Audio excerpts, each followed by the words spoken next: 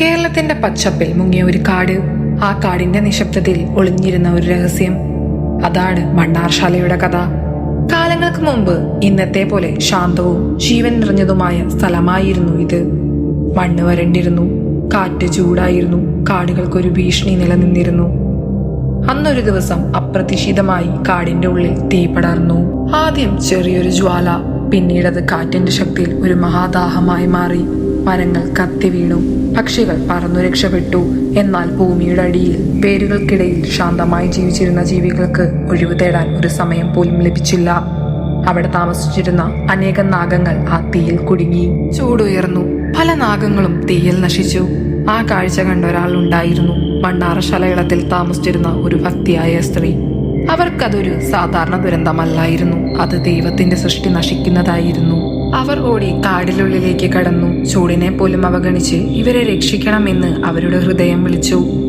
അവർ വെള്ളം കൊണ്ടുവന്ന് തീ അണയ്ക്കാൻ ശ്രമിച്ചു. കരഞ്ഞുകൊണ്ട് ദൈവത്തോട് പ്രാർത്ഥിച്ചു. നാഗങ്ങൾ, ഈ ഭൂമിയുടെ രക്ഷകർ, അവരെ രക്ഷിക്കണം. അവരുടെ ശബ്ദം ആ കാടിന്റെ നിശബ്ദത തകർത്തു.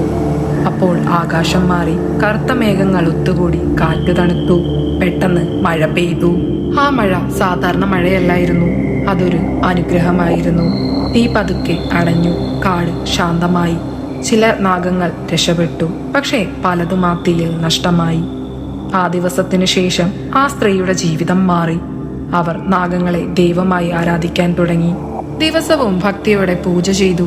നാഗങ്ങളുടെ സാന്നിധ്യം ആ കാട്ടിൽ വീണ്ടും നിറഞ്ഞു. കാലം കഴിഞ്ഞപ്പോൾ അവർക്കൊരു ദിവ്യാനുഗ്രഹം ലഭിച്ചു. അവർ ഗർഭിണിയായി. ജനിച്ച ശിശു സാധാരണമല്ലായിരുന്നു, അത് നാഗശക്തിയുള്ള ഒരു ദിവ്യരൂപമായിരുന്നു. ആ ശിശുവാണ് പിന്നീട് മണ്ണാർശാലയുടെ നാഗരാജാവായി ആരാധിക്കപ്പെട്ടത്. ആ സ്ത്രീ സാധാരണ ഒരാളായിരുന്നു. അവരുടെ കരുണയും ഭക്തിയും കാരണം നാഗങ്ങൾ ഈ സ്ഥലത്തെ സ്വന്തം വാസസ്ഥലമായി സ്വീകരിച്ചു. കാടുകൾ സംരക്ഷിക്കപ്പെട്ടു, പ്രകൃതി നിലനിന്നു. നാഗങ്ങൾ വീണ്ടും ഇവിടെ വസിച്ചു. മണ്ണാർശാല ഒരു ക്ഷേത്രമല്ല, അഗ്നിയിൽ നിന്നുയർന്ന ഒരു വിശ്വാസത്തിന്റെ ശാശ്വത സ്മാരകമാണ്.